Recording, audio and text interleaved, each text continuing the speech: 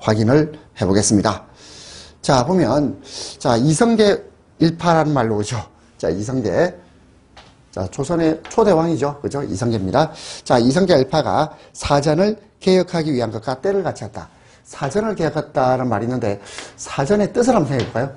사전이 뭐죠? 사전은 수조건이 개인에게 귀속되는 땅, 토지. 자, 이것을 사전이라고 합니다. 그리고 수조건이란 말은 조세를 거둘 수 있는 권리, 이런 말이죠. 수조건이 개인에게 귀속되는 땅을 사전이라고 하는데, 그러면 이 사전을 그 당시에 누가 가지고 있었을까요? 요 개인은 누구겠습니까? 요 개인은 당연히 권문세족이겠죠. 그렇죠? 권문세족. 권문세족들이 수조권을 가지고 있다 보니까 왕이 자신의 신하한테, 자신에게 충성을 바치는 신하에게 나누어질 땅이 없어요. 땅이 없어서 이 가까운 경기 지역에 사전을 제공하기 위해서. 자, 그리고 또 공을 세운 신하에게 주는 토지를 공신전이라고 합니다. 공신전을 제공해서 떠오르는 사대부, 이걸 뭐라 그러죠? 신진사대부. 자, 이 신진사대부를 우대하기 위해서는 권문세족이 가지고 있는 이 사전을 뺏어야 돼요. 그래서 사전을 개혁했던 때하고 때를 같이 하고, 그래서 이 경기라는 것은 결국은 어떤 의미를 가지고 있냐면 왕을 보위하는 그런 의미를 가지고 있어요. 그리고 왕실과 관청의 경비를 조달하는 그런 기능을 담당하고 있다는 것을 알 수 있습니다. 자, 그래서 자, 이 신진사대부를 우대하기 위해서 경기를 확장했습니다. 그리고 또 자, 우리 군인을 먹여 살리려면 비용이 들죠. 그래서 이 군전을 두어서 또 군사들을 양성할 필요가 있었습니다. 그래서 경기는 결국 수도를 보호하고 방위하는 수단으로 그렇게 활용이 되었다, 이 말입니다. 자, 이 정도 보시면 되겠습니다. 자, 그 다음에 이제 같은 내용이 반복되고 있는데요. 쭉 넘겨서, 자, 태종 때 나오죠. 태종 때 팔도체제가 확립되었다는 것. 다시 한번 보겠습니다. 태종 때 팔도체제 확립. 자, 그 다음에 세종 때 오늘날의 경기도 관내와 거의 일치한다, 이런 말로 옵니다. 그죠? 자, 그 다음에 이제 건국 초기. 자, 건국 초기는 1945년 8월 15일 해방을 맞이했지만, 자, 이 38도선을 경계로 나뉘어지죠. 이 경기도가 나뉘어집니다. 그래서 그 경기도의 행정구역은 대폭 축소되게 되겠죠. 건국 초기에는 경기도의 행정구역이 대폭 축소되었다는 겁니다. 자, 그 다음에 이제 미군 정치화를 지나서, 자, 그리고 이제 6.25 전쟁을 겪게 됩니다. 자, 그리고 6.25 전쟁을 겪으면서 또 이제 많은 변화가 있었죠. 자, 그러고 나서 염두에 봐야 될 것은 1960년대입니다. 자, 우리 1960년대에 경기도에도 많은 변화가 있었습니다. 일단 60년대 하면 여러분들이 떠오르는 게 경제개발 5개년 계획입니다.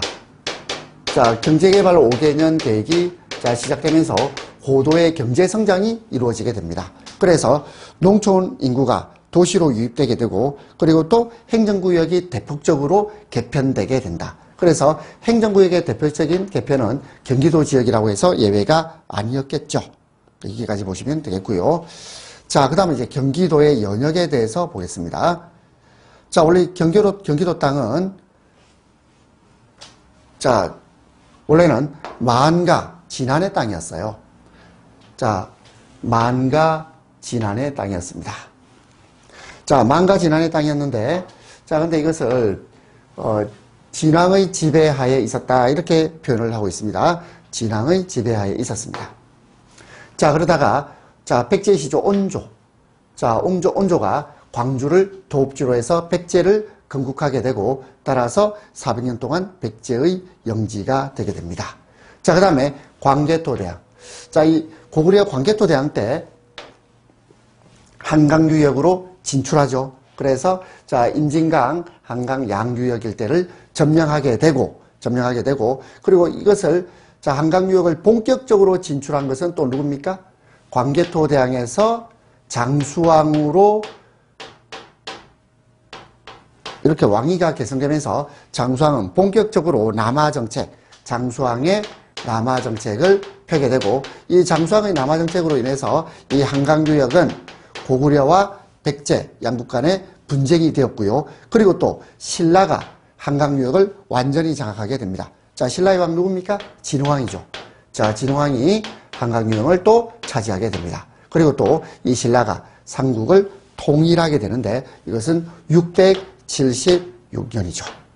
676년 신라의 삼국 통일이 있었습니다.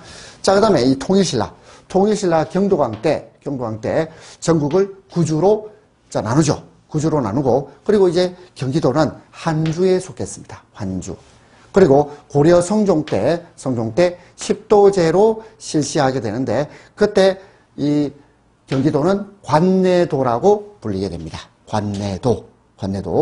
자, 그리고 이 고려 현종 때 비로소 경기라는 명칭을 쓰게 됩니다. 자, 그래서 이제 고려 현종. 자, 고려 현종이 아주 중요하다라는 느낌 들죠, 그렇죠? 그래서 고려 현종 때, 자, 경기라는 말을 처음으로 쓰게 된다. 그리고 공양 때는 경기 우도와 자도로 양도로 나누고, 그리고 범위가 늘어납니다. 그리고 태종 때는 팔도제가 실시되고, 그리고 자, 이게 안 나오지만 세종 때는 자, 오늘날의 행정구역하고 거의 유사하게 된다. 이런 말입니다. 자, 그 다음에 이제 1910년. 자, 이게 뭐죠? 일제강점기죠. 그죠?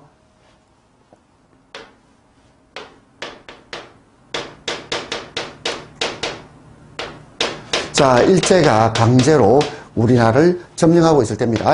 1910년에서 1945년.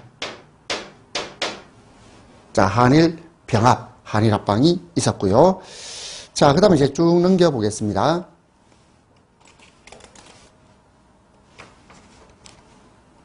자, 넘겨서.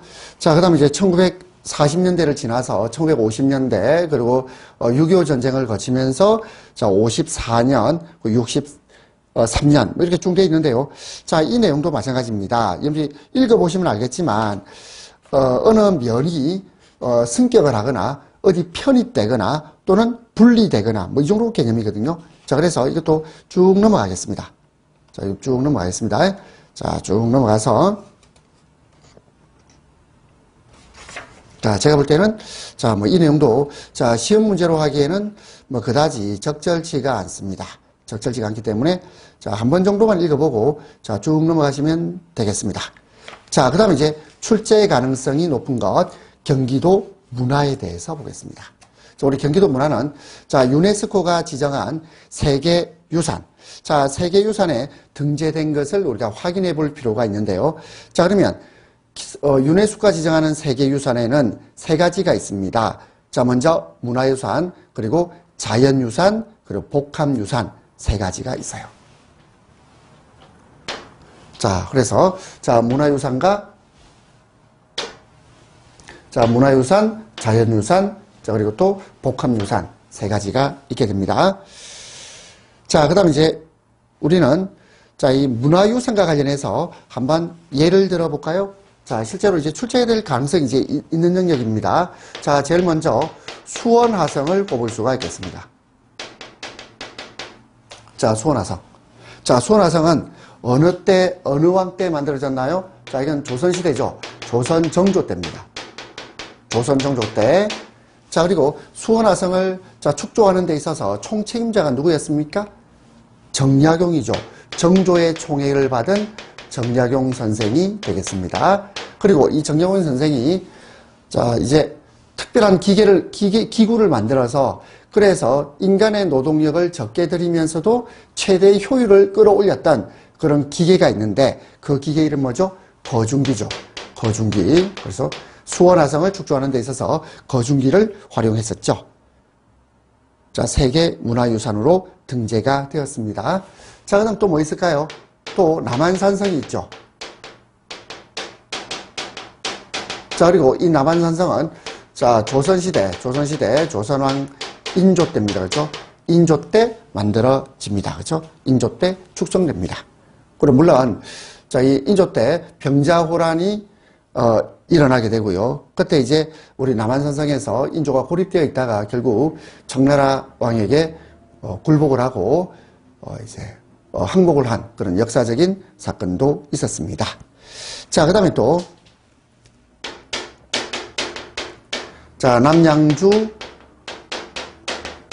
자, 광릉이라는 게 있죠. 광릉. 자, 광릉은 세조와 그리고 세조의 아내, 세조비의 무덤이 있는 곳입니다. 그렇죠? 남양주, 광릉이 있습니다.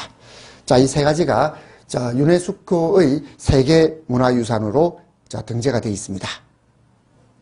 자, 그 다음에 인류 무형문화유산, 요거 한번 볼까요? 자, 인류 무형문화유산은 자, 우리나라에서 지금 아주 중요한 어떤 인류 무형문화유산으로 최근에 2018년도입니다. 2018년도 남북 최초로 공동 신청을 하고 공동 등재가 된 것이 있는데, 자, 이것이 무엇일까요? 자, 이것이 씨름입니다. 씨름. 2018년에 자, 남북이 최초로 신청해서 공동으로 등재가 됐어요. 자, 씨름을 기억하시면 좋겠습니다. 자, 물론 씨름 말고도 최근에 자, 우리 등재가 된 것이 또 뭐가 있냐면 줄다리기 있고요. 그리고 제주 해녀문화. 자, 이런 것들이 최근에 자, 등재가 된 인류무형 문화유산이 되겠습니다. 자, 그 다음에 이제 세계기록유산 볼까요? 자, 세계기록유산은 자, 책이나 문서나 편지 이런 기록물을 말합니다. 자, 귀중한 기록물을 보존하고 활용하기 위해서 2년마다 기록유산을 선정하게 되는데, 자, 이것도 최근에 우리나라에서 자, 기록유산으로 이제 등재된 게 있죠. 자, 뭐가 있습니까? 자, 세계기록유산 하면 조선왕실의 어보와 어책. 자, 어보란 말은 도장을 말합니다. 도장가, 그리고 어책이 있습니다. 자, 어책. 그 다음에 두 번째는 이제 국채보상운동. 자, 국채보상운동의 기록물입니다. 그리고 이 국채보상운동의 기록물은 1907년에서 1908년, 자, 우리나라가 일제로부터 이 막대한 차관을 빌렸었어요. 그래서 막대한 차관을 갚기 위한 1907년에서 8년까지의 운동이 자, 국채보상운동인데, 그 당시에 기록물을 자, 지금 세계기록유산으로 등재를 해놨습니다. 자, 물론 국채보상운동 자체는 일제의 회유와 방해 공작에 의해서 실패로 끝나게 됩니다.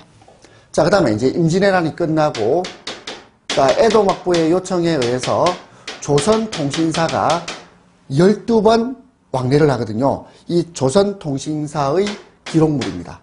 조선통신사 기록물이, 자, 이것이 최근에 등재된 세계 기록유산이 되겠습니다. 자, 그 다음에 이제 경기도 문화재.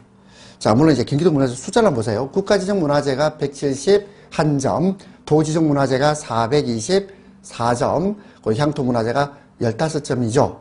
자, 그리고 이 구체적인 뭐 내용을 가지고 문제를 내기는 자, 쉽지도 않을 뿐만 아니라 이걸 우리가 다 뭐 기억할 수도 없습니다. 다만 이 경기도 문화재의 분포를 보면 어디에 제일 많습니까 하면,